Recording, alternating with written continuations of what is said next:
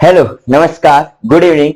खुली बाहों, तहे दिल और प्यारी सी मुस्कान के साथ मैं मोहित यादव स्वागत करता हूं हमारे अपने परिवार सक्सेस पॉइंट पे। दोस्तों, आज के लेक्चर में अपन बात करेंगे व्हीट स्टोन सेतु, जो कि अपन ने कंप्लीट कर लिया, और उसके बेसिस पे एक न्यूमेरिकल क्वेश्चन सॉल्व करेंगे और फिर अपन आगे चैप्टर पे बढ़ेंगे। और अगला जो टॉपिक है वो बहुत ही इंपॉर्टेंट टॉपिक शुरू होने वाला है, प्राचल का। तो प्राचल का टॉपिक अपन पढ़ेंगे, उससे पहले अपन एक न्यूमेरिकल क्वेश्चन सॉल्व कर लें, ताकि जो व्हीट स्टोन सेतु अपन ने पढ़ा वो कहां तक सही है और व्हीट स्टोन सेतु में अपन ने कितनी चीजें कवर कर ली और कितनी चीजें और कवर करनी है, ये चीजें अपन को पता चल जाए। और ये व्हीट स्टोन सेतु है, ये कई बार एग्जामिनेशन में पूछा भी गया है, तो इस बात का भी थोड़ा ख्याल रखें। और चलेगा, अभी अपन सीधा टॉपिक के ऊपर बढ़ते हैं। व्हीट स्टोन सेतु अपन ने कल कवर कर ही लिया। अब इसके बेसिस पे और एक एग्जांपल है, ध्यान से देखो। Calculate the value which is following, यानी अपन को क्या क्या वैल्यू कैलकुलेट करनी है। तो दोस्त, पहला जो क्वेश्चन है वो है equivalent resistance between A and C. A और सी के बीच के और अपन को रेजिस्टेंस कैलकुलेट करना है इक्विलिब्रियम की कंडीशन में, ठीक है। यानी ए और सी के बीच का तुल्य प्रतिरोध अपन को क्या करना है, ज्ञात करना है। उसका सेकंड क्वेश्चन अपन को दिया है करंट फ्लोइंग थ्रू 5 ओम। 5 ओम से प्रवाहित धारा कितनी है, ये चीज कैलकुलेट करनी है। और current drawn from battery, battery से प्रवाहित धारा, बैटरी से ली गई धारा, ये तीन चीजें अपन को कैलकुलेट करनी है। अपन को जो सर्किट दिया गया है, अपन को जो व्हीट स्टोन सेतु दिया गया है, इस व्हीट स्टोन सेतु से तीन चीजें कैलकुलेट करनी है। पहली चीज तो बैटरी से प्रवाहित धारा कितनी है। ए और सी, दो पॉइंट आपको नजर आ रहे होंगे। ए और सी के बीच के तुल्य प्रतिरोध, यानी टोटल इसका जो तुल्य प्रतिरोध है, टोटल रेजिस्टेंस है, वो कितना है। थर्ड चीज इसमें इसने पूछी है कि बैटरी से ली गई धारा कितनी है। सबसे पहले कुछ भी नहीं करना, अपन ने व्हीट स्टोन सेतु की संतुलन अवस्था का समीकरण निकाला है। व्हीट स्टोन सेतु की संतुलन अवस्था के समीकरण को और उपयोग में लेते हुए सबसे पहले अपन को देखना है कि P अपॉन Q और R अपॉन S, यही आया था ना, ये क्या बराबर है क्या, यानी P upon Q R upon S के बराबर है क्या। अगर P upon Q R upon S के बराबर होगा, इसका मतलब अपने पॉइंट B और D, ये इन दोनों के ऊपर पोटेंशियल क्या होगा, सेम होगा, और यहां से प्रवाहित धारा का मान क्या होगा, 0 होगा। तो प्रवाहित धारा कितनी है, 5 ओम। 5 ओम के रेजिस्टेंस से प्रवाहित धारा कितनी हो जाएगी, 0 हो जाएगी, अगर अपना व्हीट स्टोन सेतु संतुलन अवस्था में रहा तो सबसे पहले देखो, ध्यान से देखो मेरे भाई, सुनो। ये अपनी, मैं मान रहा हूं P रेजिस्टेंस है, ये वाला Q रेजिस्टेंस है, ये वाला R है और ये वाला S है। यही लिया था क्या कल अपन ने, अरे भाई यही लिया था मैंने, चलिएगा कोई बात नहीं। अपन ने ये रेजिस्टेंस ले रखा है। अब देखो, व्हीट स्टोन की संतुलन अवस्था के लिए अपन क्या करते हैं, तो व्हीट स्टोन सेतु की संतुलन अवस्था के लिए सर हम कहते हैं कि, मैं यहां पे लिख रहा हूं संतुलन अवस्था के लिए,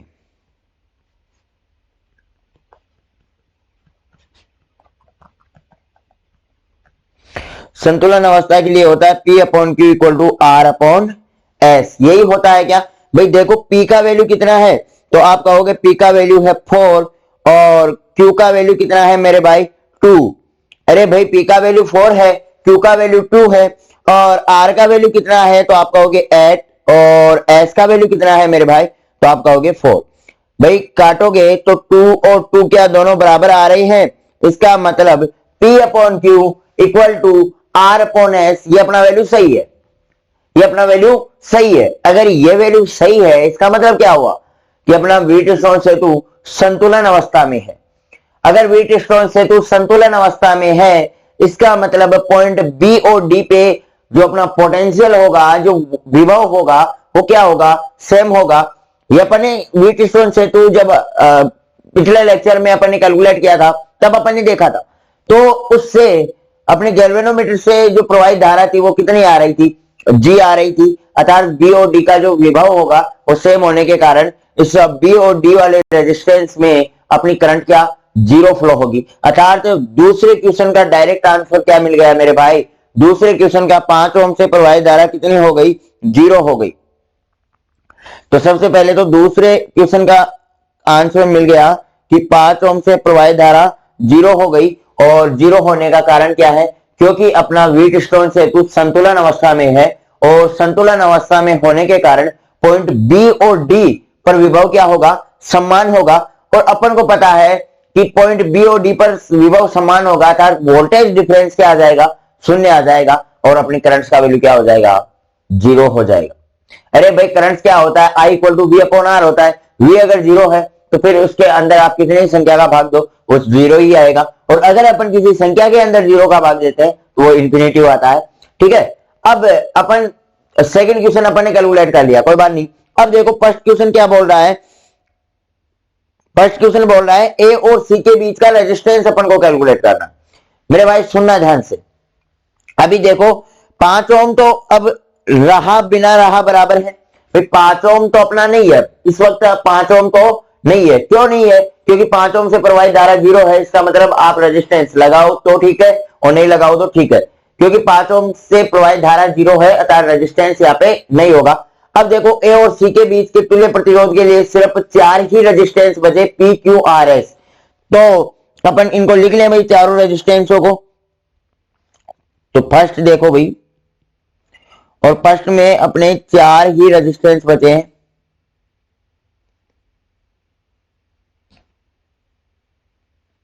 ये वाला हो गया P, और पी क्यू आर एस क्यों अपन डायरेक्ट लिख दे। ये दे रखा है 4, क्या क्या दे रखा है इनका वैल्यू देख लो भाई। तो 4 8 2 4 ये दे रखा है, 4 8 2 4।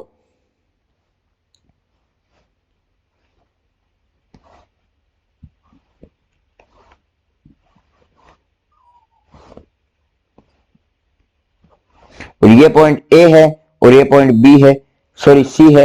और ए और सी से अपन को तुल्य प्रतिरोध ज्ञात करना है। अब देखो भाई, ए और सी से तुल्य प्रतिरोध ज्ञात करना है। यहां पे पॉइंट ए और सी, पॉइंट ए और सी ये दोनों किसमें हैं भाई? 4 और 2 ये दोनों किसमें हैं? तो आप कहोगे पॉइंट ए और सी से ये दोनों क्या है? सीरीज में है। सीरीज का कंडीशन आप सभी को पता है कि पहले प्रतिरोध का दूसरा सिरा, पहले प्रतिरोध का दूसरा सिरा दूसरे वाले प्रतिरोध के पहले सिरे से कनेक्ट हो, और पहले प्रतिरोध का पहला सिरा दूसरे वाले सिरे के दूसरे सिरे से क्या हो? कनेक्ट हो। उसे अपन क्या कहते हैं? सीरीज कहते हैं। ये भाई अपन ने 12th में पढ़ा था, 10th में पढ़ा था, 11th में पढ़ा था भाई, बहुत बार पढ़ लिया। अभी दिक्कत नहीं आनी चाहिए इस चीज में। तो और इसी प्रकार से भी 8 और 4 वाला भी तो क्या है? दोनों सीरीज में है। तो मैं इनको किस प्रकार से डिनोट कर सकता हूं भाई? मैं क्या इनको इस प्रकार से लिख सकता हूं क्या भाई? सीरीज में आपको क्या, आपको पता होगा सीरीज में है वो अपने रेजिस्टेंस जुड़ जाते हैं। अर्थात 4 और 2 हो गया 6 ओम का, और 8 और 4 हो गया 12 ओम का, और ये ऐसे जुड़ जाएंगे भाई। और ये अपना ए और सी ऐसे है। अरे भाई यहां तक क्लियर? अब देखो, अब ए और सी इन दोनों रेजिस्टेंसों को देखोगे तो भाई दोनों के फर्स्ट सिरे तो फर्स्ट पॉइंट पे कनेक्टेड है, और दोनों का जो सेकंड सिरे हैं वो एक साथ कनेक्टेड है। अगर पहले प्रतिरोध का पहला सिरा और दूसरे वाले प्रतिरोध का पहला सिरा, और पहले प्रतिरोध का दूसरा सिरा और दूसरे वाले प्रतिरोध का भी दूसरा सिरा आपस में कनेक्टेड हो, तो उसे अपन समांतर क्रम कहते हैं, समांतर क्रम श्रेणी कहते हैं। और ये चीज क्या समांतर क्रम में आपको नजर आ रही है? समांतर क्रम का सूत्र क्या होता है? समांतर क्रम का होता है 1 अपॉन आर इक्वल टू क्या होता है? 1 अपॉन में R1 प्लस 1 अपॉन में R2 plus dash dash dash dash. ऐसे ही चलता है क्या मेरे भाई? अरे भाई ऐसे ही चलता है क्या? अब यहाँ पे अपने पास सिर्फ 2 रेजिस्टेंस है, तो 1 अपॉन आर कितना हो जाएगा?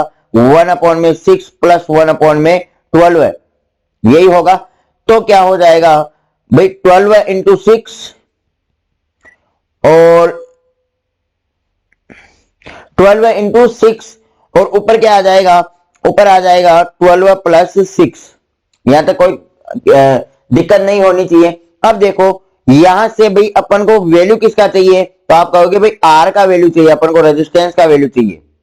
तो रेजिस्टेंस का वैल्यू क्या आ जाएगा भाई? उल्टा कर दो, 12 इंटू 6 अपॉन में 18। तो 6 से 3 बार और 3 से ये कटेगा 4 बार, तो आर का वैल्यू आ गया 4 ओम। यानी पॉइंट ए और सी के बीच का जो तुल्य प्रतिरोध होगा, जो इक्विवेलेंट रेजिस्टेंस होगा, वो कितना होगा? 4 ओम का होगा। इक्विवेलेंट रेजिस्टेंस कितने ओम का हो जाएगा मेरे भाई? 4 ओम का हो जाएगा। यहां तक क्लियर? सभी को यहां तक क्लियर है? अब देखो एक क्वेश्चन और क्या पूछा उसने कि बैटरी से प्रवाहित धारा कितनी है।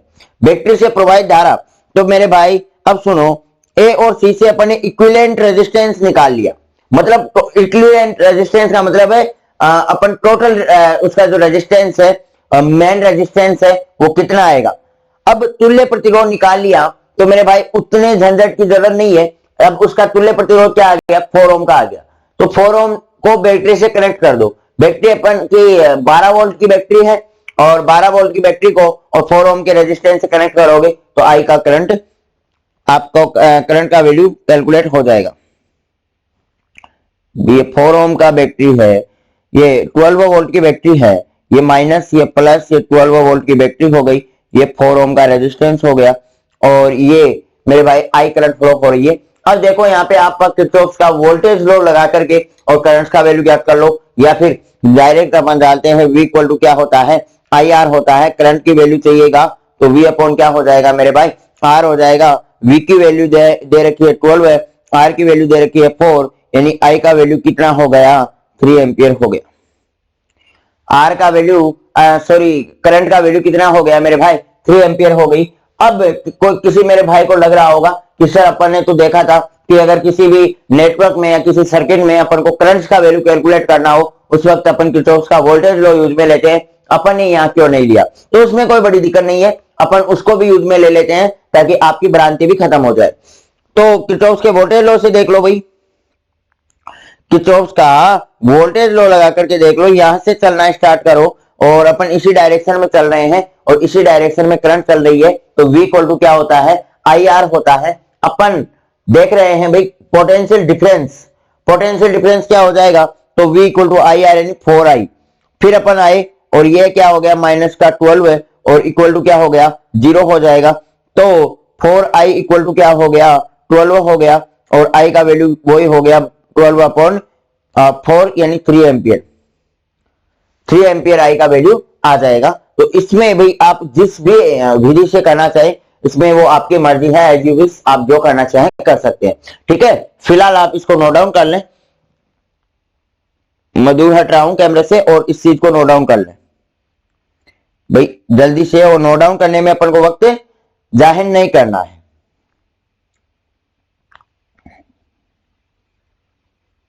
लिख लो भाई ऐसे कैसे, और इसको हटा दे। 5 ओम वाला जा रहा है क्या? एक क्रॉस वाला मत लिख लेना, क्रॉस वाला दिक्कत करेगा, लेकिन ये 5 ओम कट रहा है, कोई बात नहीं है।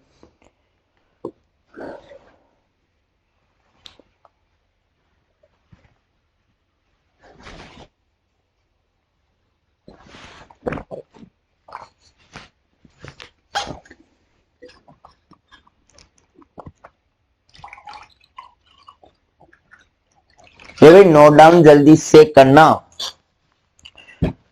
क्वेश्चन नोट डाउन कर लिया और इसमें सबसे पहले संतुलन अवस्था के लिए लिख लो, और संतुलन अवस्था के लिए भाई क्या आएगा?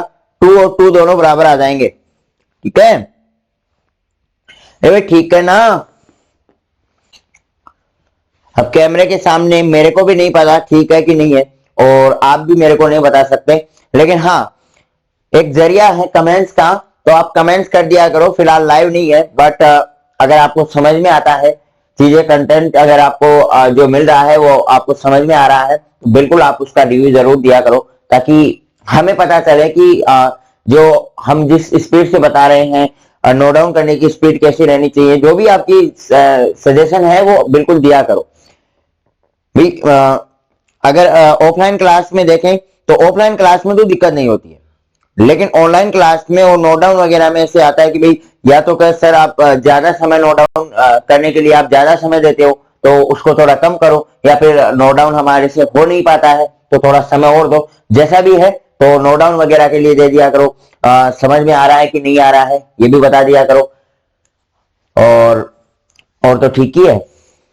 क्वालिटी वगैरह तो जहां तक हो सकी मैंने कंप्लीटली आपके लिए और बेहतरीन क्वालिटी और प्रोवाइड की है। और जहां तक हो सके अपन बिल्कुल आगे भी और क्वालिटी के ऊपर काम करेंगे, लेकिन फिलहाल के लिए क्वालिटी तो मेरे ख्याल से ठीक ही है। तो ऐसा है भाई, कोर्स के ऊपर चिंता नहीं करनी है, ठीक है।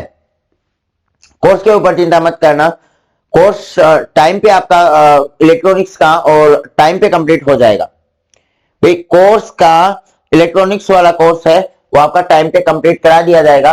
कोर्स की कभी भी आप चिंता मत करना, आपको चिंता इस बात की करनी है कि अपना काम हो पा रहा है कि नहीं। आपको जो पढ़ाया जा रहा है वो पहली बात समझ में आ रहा है, और जहां तक हो सके मैं फुल कंटेंट आपको दे रहा हूं जहां तक हो सके, और जितना इजी हो सके उतने इजी वे में मैं समझाने का प्रयास कर रहा हूं। और अगर फिर भी आपको नहीं समझ में आता है तो बिल्कुल आप कहा करो कि सर हमें यहाँ पे दिक्कत है, भाई हमें यहाँ पे दिक्कत है, इसे दोबारा बताओ, या ये चीज हमें अच्छे से समझ में नहीं आई, तो अपन बता देंगे, उसमें कोई खास बड़ी बात नहीं है। और भाई बताना तो आपको ही पड़ेगा, और कमेंट्स तो मैं खुद ही नहीं कर सकता ना। और दूसरी बात यह भी है कि कोर्स कब कंप्लीट होगा, कोर्स के ऊपर है। तो देखो अभी अपन फर्स्ट जो अपनी यूनिट है, फर्स्ट यूनिट का फर्स्ट चैप्टर सर्किट एनालिसिस का लगभग अपनी यूनिट का 70 से 75% हिस्सा कवर कर रहा है। सेकंड जो इसका चैप्टर है वो सेमीकंडक्टर का है, अर्धचालक का है, तो मेरे ख्याल से उसको अपन बाद में देख लेंगे अगर टाइम बचता है तो। वरना आपको एक क्वेश्चन अटेंड करना है, एक क्वेश्चन यहां से पूरा का पूरा, मैं बोलूंगा 1.5 क्वेश्चन यहां से आपको मिल जाने वाला है, और अटेंड आपको एक ही करना है। तो बिल्कुल ये आपके लिए और प्लस पॉइंट रहेगा। जो एक क्वेश्चन का जो एक पार्ट रहेगा वो आपके लिए प्लस पॉइंट रहेगा। इसमें अब देखो बचा क्या है, तो अपना एक्स पैरामीटर बच रहा है। पैरामीटर्स का जो टॉपिक होगा आज अपन उसको शुरू कर रहे हैं, और बीती 3-4 क्लासेज में उसको खत्म करेंगे। देखो इसमें पैरामीटर्स वाला जो चैप्टर है बहुत ही शानदार टॉपिक है, चैप्टर तो नहीं बोलूंगा, टॉपिक है, लेकिन बहुत ही शानदार है। और वहां से आपको क्वेश्चन डेफिनेटली मिलेगा, छोटा क्वेश्चन मिले या बड़ा क्वेश्चन मिले, डेफिनेटली वहां से मिल ही जाता है। एक्स पैरामीटर पूछ लिया, जेड पूछ लिया, वाई पूछ लिया, या फिर उन तीनों में रिलेशन पूछ लेगा, तो वहां से क्वेश्चन पढ़ने की और संभावना अधिक होती है। इसके अलावा फिर अपनी कुछ थ्योरम है, 5 से 7 थ्योरम है, 7 थ्योरम है, तो उन थ्योरम को अपन को कंप्लीट करना है। थ्योरम बहुत इंपॉर्टेंट है, अब आने वाले लेक्चर बहुत इंपॉर्टेंट होने वाले हैं, ठीक है। वैसे तो हर लेक्चर ही अपने लिए इंपॉर्टेंट है, लेकिन अब आने वाले डेफिनेटली बहुत इंपॉर्टेंट लेक्चर है, तो इनके ऊपर थोड़ा ध्यान रखना। और फिर अपन देखो मैराथन क्लासेस के माध्यम से और जितने भी न्यूमेरिकल्स इनके बन रहे उनको कंप्लीट करेंगे, क्योंकि न्यूमेरिकल के बिना संभव नहीं है भाई। आप फिजिक्स को पढ़ रहे हो और रट रहे हो कि पढ़ रहे हो, इस चीज का पता न्यूमेरिकल कराएगा, और न्यूमेरिकल पढ़ना बहुत इंपॉर्टेंट है। न्यूमेरिकल पूछा भी जाता है एग्जाम की दृष्टि से भी देखो, या फिर कंपटीशन की दृष्टि से भी देखो भी। अपन रेगुलरली पढ़ रहे हैं किसी सीरीज को उठा करके, और वैसे तो नहीं है। और सीरीज को उठाने का मतलब ये है कि भाई सीरीज को आप उठाओगे भी तो पता भी नहीं चलेगा, अगर बिना नोट्स के आप पढ़ोगे। एक बार उठा के देखना भाई, सारथी पार्थ जो भी अपनी चलती है ना, एक बार उनकी लैंग्वेज देखना, उनको उठा के देखना, आपको खुद को पता चल जाएगा कि अपना आईक्यू लेवल कहाँ है। आईक्यू लेवल उसमें क्या कहा काम करेगा यार, आपकी चीजें समझी हुई नहीं होंगी तो आप कैसे उस चीज को करोगे, तो रट रटा के और पास होने वाला वो, तो वो सिस्टम भी, पास होना भी मुश्किल हो जाएगा अगर आपने समझा नहीं तो। और इस पैटर्न के आधार पर हाँ, बीते 5-4 सालों में जैसे जिस पैटर्न से क्वेश्चन पूछे गए वो बिल्कुल मैं करवाऊंगा, उस चीज की चिंता आप छोड़ दें। और उस क्लास में और अपन चलाएंगे वो सीरीज भी, और जल्दी चलाएंगे। एक बार अपना कोर्स थोड़ा कवर हो उसके बाद वो सीरीज चलाएंगे, और उस सीरीज के माध्यम से अपन बीते जितने भी 5-7 साल के एग्जामिनेशन में क्वेश्चन पूछे गए हैं, किस प्रकार का क्वेश्चन पूछा गया है। क्योंकि अपन क्या करते हैं कि भाई नोट्स पढ़ लिया, डायरेक्ट अपन टॉपिक को पढ़ लिया, अब क्वेश्चन अपन को डायरेक्ट थोड़ी ना पूछेगा। अरे भाई क्वेश्चन डायरेक्ट कभी नहीं पूछेगा, क्वेश्चन घुमा के आएगा। और भाई आपकी किस्मत अच्छी है तो क्वेश्चन डायरेक्ट पूछ लिया जाएगा, लेकिन कभी कभार अपनी किस्मत तो वैसे बोधू ही रहती है, तो किस्मत बोधू है तो फिर भाई काम नहीं चलेगा। तो इस कंडीशन में, और अपन को किसी भी कंडीशन में अपन को छोड़ना नहीं है किसी चीज को, तो ऐसा है। चलेगा, अभी अपन स्टार्ट करें अपना नया चैप्टर। और वो चैप्टर नया, सॉरी चैप्टर तो क्या, नया टॉपिक है, और वो टॉपिक का नाम है 4 टर्मिनल चतुर टर्मिनल जाल, 4 टर्मिनल नेटवर्क।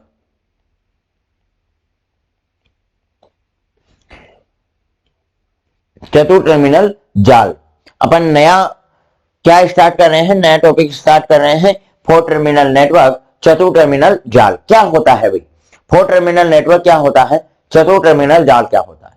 तो चतुर टर्मिनल जाल ये होता है कि कोई भी अपना जाल है, किसी भी जाल में अगर दो निवेशी सिरे और दो अपने स्वतंत्र सिरे, दो आउटपुट सिरे हो और दो इनपुट सिरे हो, दो निवेशी और दो निर्गत सिरे स्वतंत्र रूप से हो, इस प्रकार से जो बना जाल होगा उसे अपन क्या कहते हैं, चतुर टर्मिनल जाल कहते हैं।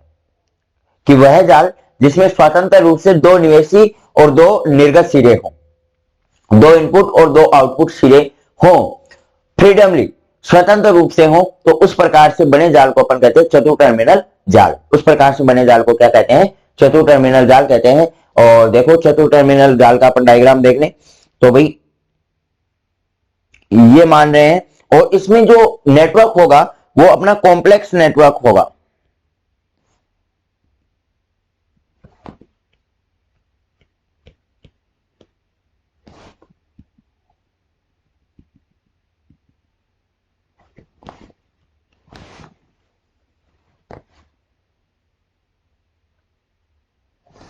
कॉम्प्लेक्स नेटवर्क, ठीक है। कॉम्प्लेक्स नेटवर्क का मतलब यह है कि इसमें बहुत सारे नेटवर्क होंगे, कोई एक फिक्स नेटवर्क नहीं होगा, बहुत सारे इसमें नेटवर्क्स होंगे, ठीक है। और यहां अपने I1 करंट अपने बोल रहे हैं कि जो I1 करंट है वो स्वतंत्र करंट I1 है, और उसमें जो स्वतंत्र करंट है वो I2 है, और वोल्टेज डिफरेंस इसका मान लें V1 है, और ये वाला वोल्टेज डिफरेंस क्या है, V2 है। और ये अपना आउटपुट टर्मिनल हो गया, और ये वाला हो गया इनपुट टर्मिनल।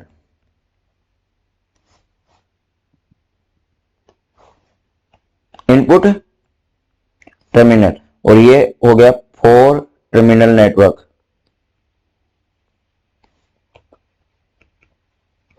ये वाला हो गया फोर टर्मिनल नेटवर्क। ये अपना इनपुट जो है इनपुट टर्मिनल हो गया, और ये वाला अपना हो गया आउटपुट टर्मिनल। और ये वाले दोनों जो पोर्ट हो गए ये आउटपुट पोर्ट हो गए, या आउटपुट सिरे अपन बोल सकते हैं, निर्गत सिरे अपन बोल सकते हैं। तो आउटपुट पोर्ट हो गया ये तो, और ये वाला हो गया वो इनपुट पोर्ट हो गया, ठीक है। ये वाला इनपुट पोर्ट हो गया, ये वाला पूरा अपना फोर टर्मिनल नेटवर्क बन गया। देख लो भाई एक बार फोर टर्मिनल नेटवर्क को ध्यान से देखो। ये तो अपना फोर टर्मिनल नेटवर्क है, और फोर टर्मिनल नेटवर्क में ये वाला जो पार्ट है, ध्यान से देखना भाई, फोर टर्मिनल नेटवर्क है ये वाला, यानी कॉम्प्लेक्स नेटवर्क है। कॉम्प्लेक्स नेटवर्क का मतलब है कि सिर्फ कोई एक ही नेटवर्क नहीं है, इसमें बहुत सारे जो परिपथ हैं, बहुत सारे सर्किट्स का क्या है, ये ग्रुप है, बहुत सारे सर्किट है, और बहुत सारे ग्रुप में से अपने दो तो इनपुट पोर्ट निकल रहे हैं, दो तो इनपुट सिरे निकल रहे हैं, और दो आउटपुट सिरे इसमें निकल रहे हैं। और ऐसे जो दो इनपुट सिरे और दो आउटपुट सिरे स्वतंत्र रूप से निकले हों, और इस प्रकार से जो जाल बने उसको अपन कहते हैं चतुर टर्मिनल जाल। तो एक बार चतुर टर्मिनल जाल हेडिंग डाल लो, और उसमें लिखो कि वह जाल जिसमें जिसमें स्वतंत्र रूप से दो निवेशी जिसमें स्वतंत्र रूप से दो निवेशी तथा दो निर्गत सिरे हों, दो इनपुट पोर्ट और दो आउटपुट पोर्ट हों, जिसमें स्वतंत्र रूप से दो निवेशी तथा दो निर्गत सिरे हों, उसे चतुर टर्मिनल नेटवर्क कहते हैं। चतुर टर्मिनल का मतलब चार टर्मिनल, चार किसमें, दो तो इनपुट वाले हो गए और दो आउटपुट वाले हो गए, इसका मतलब कितने हो गए, टोटल चार टर्मिनल हो गए। तो इसके लिए इसको क्या कहते हैं, इनपुट फोर टर्मिनल नेटवर्क बोलते हैं। अब भाई फोर टर्मिनल नेटवर्क बना लो, और फोर टर्मिनल नेटवर्क में अपना क्या हो गया भाई, एक बार मैं राइटिंग से लिख दे,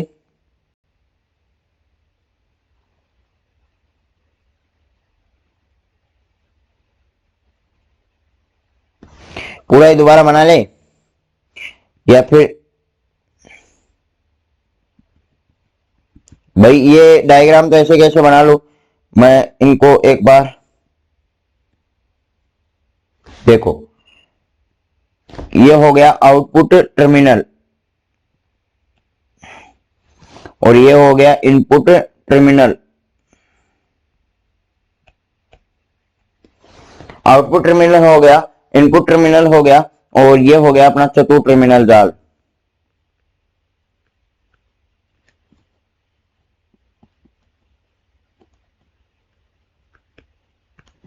और ये हो गया अपना जो आउटपुट पोर्ट या आउटपुट सिरे हो गए ये, और ये वाले जो सिरे हो गए दोनों, ये इनपुट सिरे हो गए। ठीक है, दोनों को भाई जल्दी से नोट डाउन कर लो इस नेटवर्क को, और मैं कैमरे से ही हट जाता हूं। इस नेटवर्क को जल्दी से भाई बिना टाइम स्पेंड किए और जल्दी से नेटवर्क कर लो। और ये अपना कॉम्प्लेक्स नेटवर्क है, ये बीच वाला क्या है, कॉम्प्लेक्स नेटवर्क है।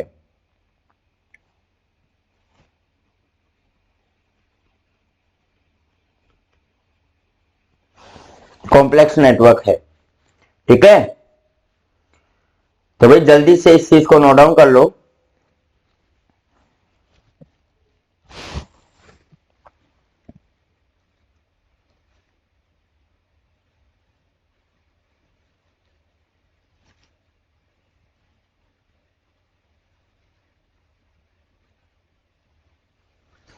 चलेगा, अभी आगे बढ़े।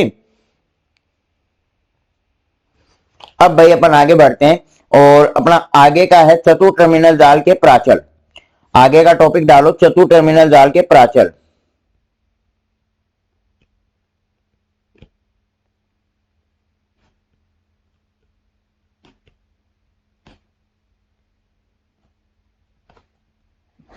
चतुर्थ टर्मिनल जाल के प्राचल क्या होते हैं, ये अपन अब देखेंगे। चतुर्थ टर्मिनल जाल के प्राचल, parameter of four terminal network. Parameters of four terminal network. देखो, चतुर्थ टर्मिनल जाल के तीन प्राचल होते हैं। एक होता अपना जेड प्राचल, एक होता अपना वाई प्राचल, और एक होता अपना एच प्राचल। Z parameter, Y parameter, H parameter. Z parameter को अपन बोलते हैं इंपीडेंस पैरामीटर या प्रतिबाधा प्राचल भी बोला जाता है, क्योंकि जेड को अपन किस साइन से डिनोट करते हैं, जेड को अपन इंपीडेंस से डिनोट करते हैं, वाई को अपन एडमिटेंस से डिनोट करते हैं, और एच को अपन किससे डिनोट करते हैं भाई, हाइब्रिड से, यानी संकर प्राचल के नाम से उसे जाना जाता है। तो लिख लो भाई, तीन प्राचल होते हैं अपने।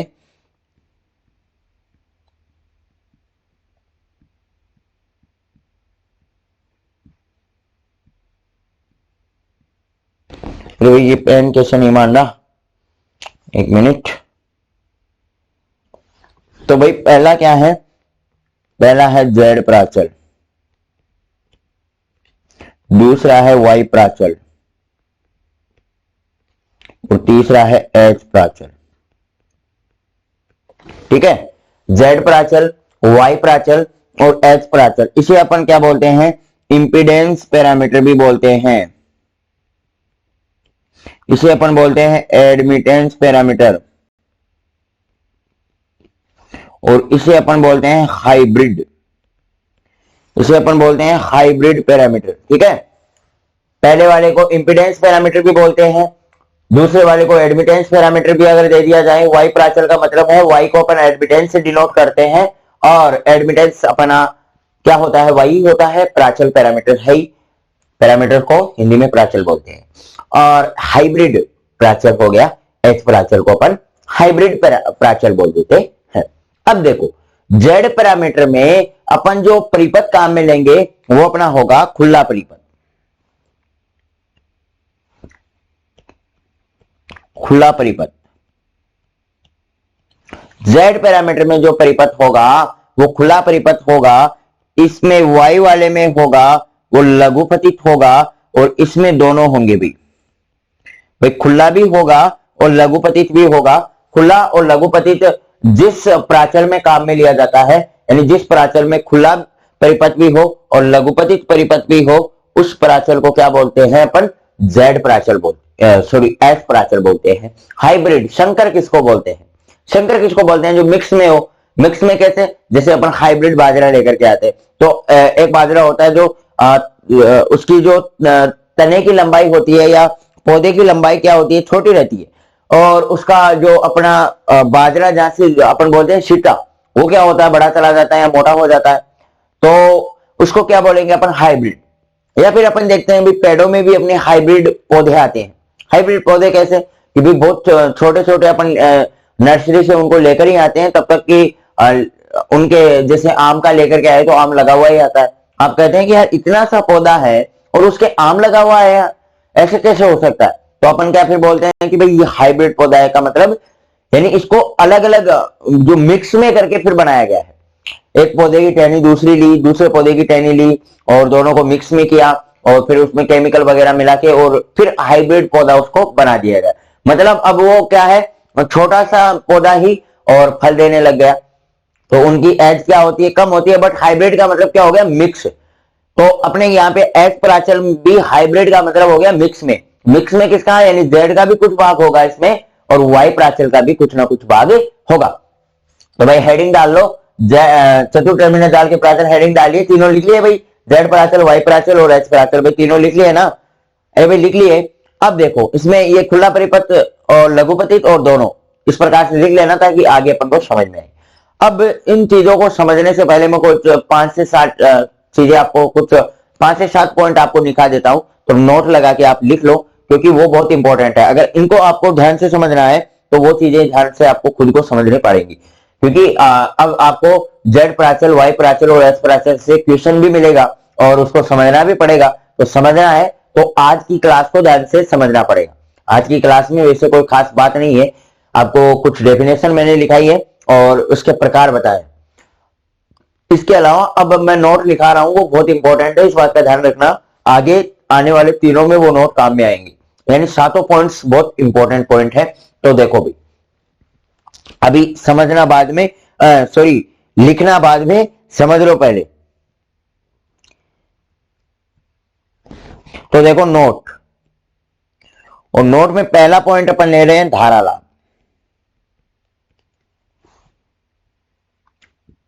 सुनना भाई, धारा लाभ क्या होता है? तो जब भी बात लाभ की आए मेरे भाई, तब वो क्या होता है, धारा लाभ की बात आए, वोल्टा लाभ की बात आए, तो दोनों में आपको माइंड में आना चाहिए, या तो क्या होगी आउटपुट अपॉन में इनपुट, या तो होगा आउटपुट यानी निर्गत सिरा अपॉन में निवेशित सिरा, या फिर बात आएगी निवेशित सिरा अपॉन में निर्गत सिरा। लेकिन फिर कंडीशन होती है कि धारा लाभ है वो अगर अग्र धारा लाभ होगा, अग्र धारा लाभ होगा तो अपना होगा आउटपुट करंट अपॉन में इनपुट करंट, यानी निर्गत धारा अपॉन में निवेशित धारा। अगर बात अपन अग्र धारा लाभ की करें, देखो ध्यान से सुनना, मैं बात क्या कर रहा हूं भाई, अग्र धारा लाभ मैं बोल रहा हूं, आपको कंडीशन दे रहा हूं कि बात अगर मैं कह रहे हैं अग्र की करें, या फिर एक होता है पश्य धारा लाभ,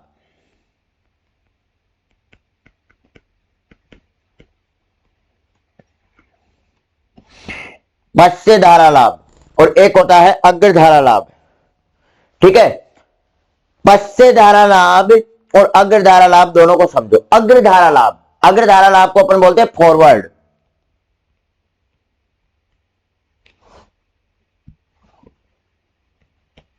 और इसको बोलते हैं रिवर्स। पश्य वाले को बोलते हैं रिवर्स करंट गेन और अग्र धारा लाभ को बोलते हैं फॉरवर्ड करंट गेन। फॉरवर्ड में क्या आता है, आउटपुट अपॉन में इनपुट, और रिवर्स में क्या आता है, इनपुट अपॉन में आउटपुट। ये दोनों चीजें बाद में डिपेंड करता है कि आपको धारा लाभ दिया गया है तो धारा आ जाएगी, और वोल्टा लाभ दिया गया है तो वोल्टा आ जाएगी। लेकिन एक चीज का ध्यान रखना, जहां भी आपके शब्द यूज में आ जाए फॉरवर्ड, फॉरवर्ड शब्द यूज में आता है, माइंड में खटकना चाहिए कि आउटपुट अपॉन में इनपुट होगा। फॉरवर्ड शब्द आपके जहां भी यूज में आ गया ना, वहां पे आपका माइंड काम करना चाहिए कि भाई आउटपुट अपॉन में इनपुट होगा। और रिवर्स शब्द जहां भी आ गया आपके माइंड में आना चाहिए कि भाई यहां पे इनपुट अपॉन में आउटपुट होगा। फिर बात करें कि धारा लाभ है तो धारा आ जाएगी, और वोल्टा लाभ है तो वोल्टा आ जाएगी। अब यहाँ पे अपन को धारा लाभ दिया गया है, तो धारा लाभ दिया गया है तो करंट आ जाएगी, यानी आउटपुट धारा अपॉन में इनपुट धारा। इसी प्रकार से इनपुट धारा अपॉन में क्या आ गई, आउटपुट धारा आ गई। मेरे भाई बात समझ में आई? अरे भाई मेरी बात समझ में आई क्या? मैंने क्या बताया आपको, मैंने एक चीज बताई कि अगर आपको फॉरवर्ड में दिया गया हो कोई भी चीज, फिर चाहे वो धारा लाभ हो या वोल्टा लाभ हो, वो बात की बात है। अगर आपको फॉरवर्ड शब्द जहां यूज में आ जाए माइंड में आ जाना चाहिए कि आउटपुट अपॉन में इनपुट होगा, आउटपुट अपॉन में इनपुट होगा। और रिवर्स शब्द जहां पे यूज में आ जाए तो वहां पे आपके माइंड में आ जाना चाहिए भाई इसका रिवर्स होगा, फॉरवर्ड का क्या होगा, रिवर्स होगा, फॉरवर्ड का उल्टा होगा, यानी इनपुट अपॉन में आउटपुट होगा। फिर धारा लाभ की बात करें तो अपन करंट कर देंगे, और अगर अपन को वोल्टेज गेन की बात करें तो उसके वोल्टेज लिख देंगे, उसमें कोई खास बड़ी बात नहीं है। अब देखो थर्ड वाली चीज मैं ले रहा हूं, थर्ड चीज मैं क्या ले रहा हूं, अग्रवोल्टा लाभ, और एक ले रहा हूं पश्च वोल्टा लाभ।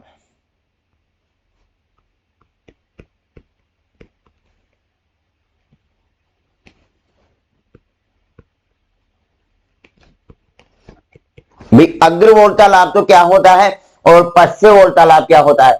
सबसे पहले मैंने बताया अग्र यानी फॉरवर्ड, फॉरवर्ड यूज में आते ही लिख दो आउटपुट अपॉन में इनपुट, और रिवर्स यूज में आते ही लिख दो इनपुट अपॉन में आउटपुट, रिवर्स यूज में आते ही लिख दो इनपुट अपॉन में आउटपुट, और फॉरवर्ड यूज में आते ही आउटपुट अपॉन में इनपुट। बात किसकी कर रहे हैं मेरे भाई, बात दोनों में वोल्टा की हो रही है, तो दोनों में लिख दो वोल्टा, वोल्टा।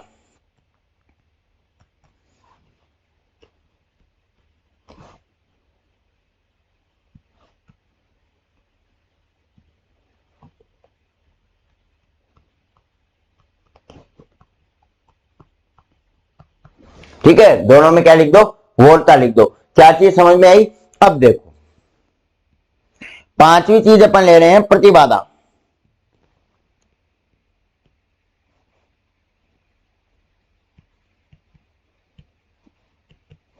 और छठवीं चीज मैं ले रहा हूं प्रतिघात। प्रतिबाधा क्या होती है, प्रतिघात क्या होती है। प्रतिबाधा, प्रतिबाधा शब्द यूज में आया तो प्रतिबाधा होती है वोल्टा अपॉन में धारा। अपनी जो प्रतिबाधा होती है, प्रतिबाधा होती है वोल्टा अपॉन में धारा, और प्रतिघात का आपको पता है, प्रतिघात y 1 अपॉन में z होता है, यानी इसका उल्टा धारा अपॉन में वोल्टा हो जाएगा। यानी प्रतिबाधा होती है वोल्टा अपॉन में धारा, यानी दोनों का मिक्स। किसका, दोनों का मिक्स, करंट गेन का और वोल्टेज गेन का। ठीक है भाई, करंट गेन में तो केवल धारा बटे धारा आ रही थी, वोल्टा लाभ में वोल्टा अपॉन में वोल्टा आ रही थी, लेकिन प्रतिबाधा में दोनों का मिक्स आ गया, यानी धारा का भी मान आ गया और वोल्टा की मान आ गया। धारा का अपन ने धारा वाले में से क्या ली, ऊपर वाले से वोल्टा ले ली, और करंट वाले से नीचे से क्या ले लिया, करंट वाले से ऊपर से क्या ले ली, धारा ले ली। ठीक है, अरे यहां तक क्लियर है क्या। अरे भाई बात क्लियर है। अब बात अपन को पुनः बोल रहा हूं, अग्र शब्द जहां यूज में आ जाए, फॉरवर्ड शब्द जहां आपको सुनाई पड़े, तो आउटपुट अपॉन में इनपुट। ठीक है, आउटपुट अपॉन में इनपुट, और अगर रिवर्स शब्द जहां पे यूज में आ जाए तो यानी फॉरवर्ड का उल्टा कर देना है, इनपुट अपॉन में आउटपुट कर देना है। ठीक है मेरे भाई, यहां तक क्लियर ना, चलेगा। अब मैंने आपको जब z पैरामीटर और y पैरामीटर में आपको दो चीजें लिखाई, एक तो लिखा है लघुपति क्या होता है, और एक लिखा है आपको खुला परिपथ। तो खुला परिपथ का मतलब यह है कि अपन किसी परिपथ के आउटपुट टर्मिनल को क्या कर दें, खुला छोड़ दे, या इनपुट टर्मिनल को क्या कर दे, खुला कर दे। यानी जैसे आउटपुट टर्मिनल है, आउटपुट टर्मिनल की दोनों सिरे एक वायर से जुड़ रहे, वायर को हटा दिया तो वो क्या हो गया, खुला परिपथ हो गया। या इनपुट टर्मिनल वाले से बैटरी से उठा के मैंने फेंक दिया तो वो क्या हो गया, खुला परिपथ हो गया। लघुपति में क्या हो गया, दोनों सिरों को भिड़ा दिया। अरे भाई मैं क्या बोल रहा हूं, ध्यान से सुनो। खुला, खुला का मतलब यह है कि जैसे यहां पे अपन ने सोर्स लगा रखा है और ऐसे मानो एक रेजिस्टेंस लगा है। अब खुला परिपथ का मतलब क्या हो गया, खुला का मैंने इसको हटा के फेंक दिया और इसको हटा के फेंक दिया, तो भाई ये टर्मिनल हो गए, तो ये अपना क्या हो गया, खुला परिपथ हो गया। खुला परिपथ हो गया ना, ये परिपथ क्या हो गया, अपना खुला परिपथ हो गया। भाई मैंने उस रेजिस्टेंस को उठा के और फेंक दिया। लेकिन मेरे भाई अब उसी खुले परिपथ को और लघुपतित कैसे बनाएंगे, तो भाई मैं बिना रेजिस्टेंस ही डायरेक्ट इसको वायर में जोड़ दूंगा, तो आप क्या कहोगे, सर फूट जाएगा। क्या फूटेगा, सोर्स फूटेगा या फिर वायर बलेगी। दो काम होगा ना, या तो वायर जलेगी या फिर सोर्स फूट जाएगा। तो इसको क्या कहेंगे? तो अब सर इसको कह देंगे लघुपतित। इसको क्या बोल दिया अपने? इसको बोल दिया भाई लघुपतित। ये क्या होता है अपना? लघुपतित होता है। तो यह लघुपतित परिपथ हो गया, और अगर उनके दोनों को टर्मिनल्स को खुला छोड़ दिया जाए तो वो खुला परिपथ हो जाएगा। ठीक है, तो लघुपतित का मतलब क्या हो गया? फिर सर इनमें दोनों में फर्क क्या है? यानी लघुपतित होने का मतलब तो क्या हुआ, और अपने खुले परिपथ होने का मतलब क्या हुआ? तो सुनना ध्यान से। खुले परिपथ में क्या होता है? खुले परिपथ में आप क्या कहोगे भाई? करंट जीरो हो जाएगी, आप करंट पहुंच ही नहीं पाएगी। अपन बोलेंगे रेजिस्टेंस तक करंट पहुंच ही नहीं पाएगी खुले परिपथ की बात करें तो। लेकिन एक बात ध्यान रखना, वोल्टेज कभी जीरो नहीं होगा। खुला परिपथ है तो खुला परिपथ में भाई सोर्स से वोल्टेज तो आ रहा होगा ना। अरे भाई मैं क्या बोल रहा हूं, ये परिपथ मैंने खुला कर दिया, यहां पे ये मैंने खुला कर दिया, तो यहां से भाई वोल्टेज तो आ रहा होगा, दोनों सिरों में अपने वोल्टेज तो रहेगा, अपने दोनों सिरों में वोल्टेज तो रहेगा। लेकिन करंट को और वापस आने के लिए जब तक करंट नेगेटिव सिरा उसको नहीं मिले, जब तक करंट को पथ नहीं मिले वापस आने का, तब तक करंट किसी डिवाइस में फ्लो नहीं हो सकता। इस बात का आपको सबको पता है। अरे भाई अपन जब घरों में युक्तियां लगाते हैं तो दो तार लेकर के जाते हैं कि नहीं जाते? एक तो अपना बोलते हैं कि अपन एक वायर को बोलते हैं फेज और एक को बोलते हैं अर्थिंग। तो अर्थिंग वाला क्या काम करता है? अर्थिंग का काम, अर्थिंग कोई करंट थोड़ी ना देता है, अर्थिंग का भी करंट नहीं देता भाई, करंट तो अपने फेज में आता है, करंट तो अपना फेज में जाता है। अर्थिंग का क्या काम है सर? फिर अर्थिंग का काम यही है कि उसकी करंट को वापस पथ प्रदान करना, उस सोर्स तक वापस जब तक अपना अर्थिंग वायर नहीं पहुंचे तब तक करंट फ्लो नहीं होगा। तो जब तक ये अपनी डिवाइस तभी करंट को लेगी जब तक वापस आने का करंट को पथ मिले। यानी जिस पथ से करंट जा रहा है जब तक उसको वापस आने का पथ उसी सोर्स में नहीं मिल जाता तब तक करंट फ्लो नहीं होती। भाई अपन ने यहाँ पे खुला कर दिया, करंट जाएगी कहां? अरे भाई करंट जाएगी कहां? नहीं जाएगी ना। तो इसका मतलब यहां पे करंट का वैल्यू क्या हो गया? करंट का वैल्यू हो गया जीरो। तो करंट का वैल्यू जीरो हो गया तो V equal to I R से देखो भाई रेजिस्टेंस होगा कि नहीं? इसमें रेजिस्टेंस का वैल्यू कितना होगा? तो अब देखो भाई आई आर से देखोगे तो V अपॉन आई होगा, और V अपॉन जीरो, तो V अपॉन जीरो का वैल्यू कितना हो गया? इंफिनिटिव। तो रेजिस्टेंस क्या हो जाएगा इस कंडीशन में? इंफिनिटिव। तो अगर अपन बात करें खुले परिपथ की तो खुली परिपथ में अपनी करंट्स का वैल्यू तो होगा जीरो और रेजिस्टेंस का वैल्यू इंफिनिटिव, और अपना वोल्टेज जीरो नहीं होगा। इस बात का ध्यान रखना, खुले परिपथ में अपना वोल्टेज कभी जीरो नहीं होगा, और वोल्टेज तो भाई आएगा, अपने सोर्स से वोल्टेज तो रहेगा, सोर्स में वोल्टेज तो रहेगा। ऐसा थोड़ी ना है कि वोल्टेज भी नहीं पहुंच पाएगा। वोल्टेज को तो वास्तविकता में वोल्टेज दो पथों के बीच का डिफरेंस होता है, यानी वोल्टेज तो इन दोनों टर्मिनलों के बीच का डिफरेंस होगा, यहां पे होगा वोल्टेज। तो वोल्टेज को तो कोई पथ वथ नहीं चाहिए, लेकिन करंट को पथ चाहिए, तो करंट अपना यहाँ पे जीरो हो जाएगा। ठीक है, ये तो हो गया अपने खुली परिपथ की बात। अब मैं बात करूं शॉर्ट सर्किट की। भाई मैं बोल रहा हूं कि अब मैंने ये कर दिया शॉर्ट सर्किट। भाई आपने शॉर्ट सर्किट कर दिया तो शॉर्ट सर्किट होने का मतलब क्या है कि भाई करंट अपन जिस पथ से अपनी करंट जा रही थी उसको ऑब्जर्व किसी ने नहीं किया, अर्थात शॉर्ट सर्किट होने का मतलब है कि जो अपनी टोटल करंट हो गई वो शून्य हो गई। जो अपनी सोर्स से करंट आ रही थी वो वापस उसी सोर्स में और बिना किसी डिवाइस की यूज किए चली गई, उसको ग्रहण करने वाला कोई नहीं है। अब उसको पथ नहीं, उसको करंट को वापस वैसे के वैसे चली गई, मतलब आपस में क्या हो गया? झगड़ा हो गया। अपन बोल सकते हैं दो लोगों के बीच में झगड़ा होगा तो दोनों अपनी एनर्जी को क्या कर देंगे? वेस्ट कर देंगे, नष्ट कर देंगे। इसी प्रकार से करंट को कोई सोर्स नहीं मिला और डायरेक्ट करंट जाएगी तो उसकी एनर्जी क्या हो जाएगी? खत्म हो जाएगी, और करंट क्या हो गया? यहाँ पे जीरो हो गया। भाई यहाँ पे करंट का वैल्यू क्या होगा? जीरो हो गया। मेरे को बताओ क्या वोल्टेज का वैल्यू भी जीरो होगा क्या? अरे भाई करंट का वैल्यू तो जीरो हो कि नहीं हो, ये तो अपन नहीं बोल सकते।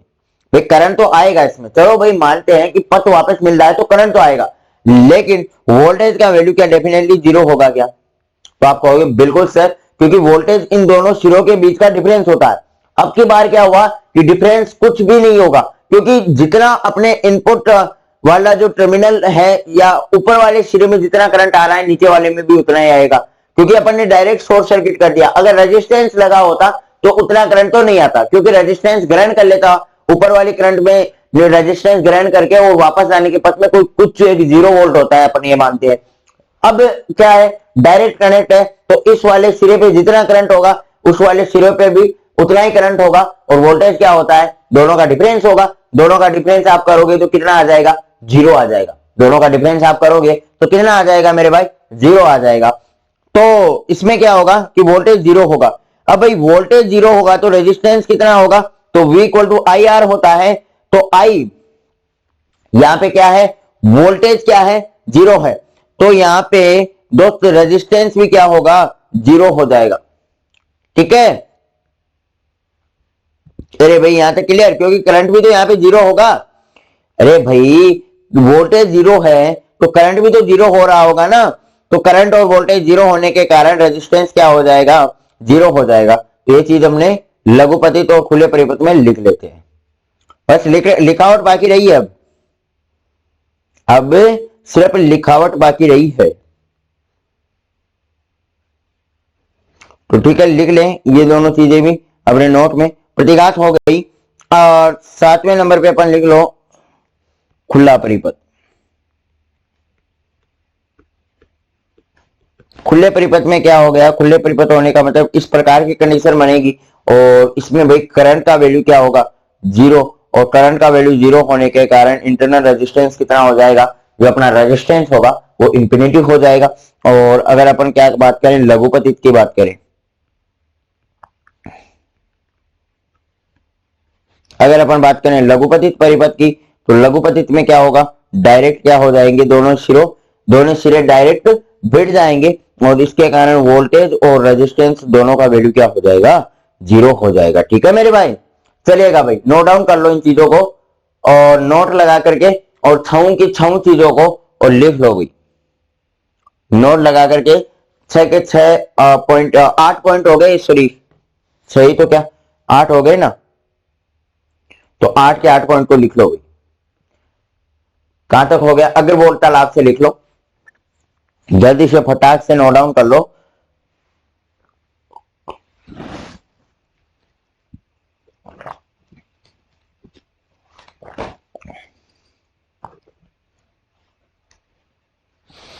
फिर कल अपन जेड प्राचल, वाई प्राचल और एच प्राचल है उसको डिटेल से जानेंगे। आज तो अभी अपन ने बेसिक समझा है इन चीजों को, अगर कल अपन को ढंग से समझना है तो आज की बेसिक क्लास का होना बहुत इंपॉर्टेंट है। ठीक है, तो आज तो अपन ने बेसिक जान लिया, कल अपन डिटेल से इन चीजों को जानेंगे। ठीक है, थर्ड फोर देख लिया। प्रतिबाधा, प्रतिबाधा हो गई अपनी वोल्टा अपॉन धारा, और प्रतिघात हो गया धारा अपॉन वोल्टा। लिख लो भाई, 800 के 800 को लिख लो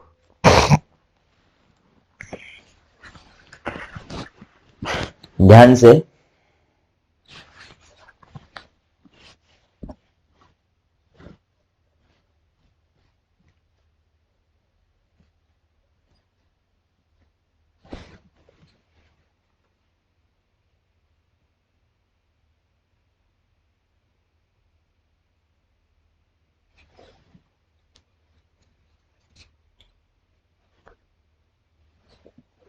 तो होपफुली नोट डाउन कर लिया होगा भाई।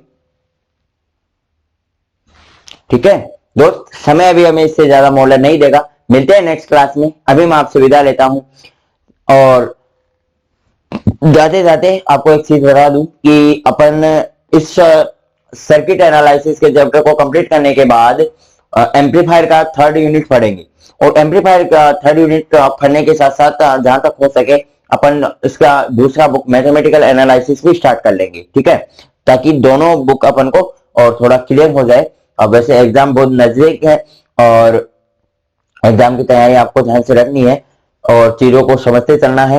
इलेक्ट्रॉनिक्स की तैयारी हो, उसके साथ साथ मैथमेटिकल की भी होती चले तो थोड़ा अच्छा होगा। तो अपन जल्द ही, और देखिए जहां तक अगर समय मिलेगा तो मैथमेटिकल एनालिसिस को अपन जल्द ही स्टार्ट कर लेंगे। ठीक है, तो चलेगा दोस्त, bye bye, have a nice day. मिलते हैं नेक्स्ट क्लास में, तब तक के लिए आप फिजिक्स को ध्यान से पढ़ें और अच्छे से, और अपनी स्टडी को जारी रखिए।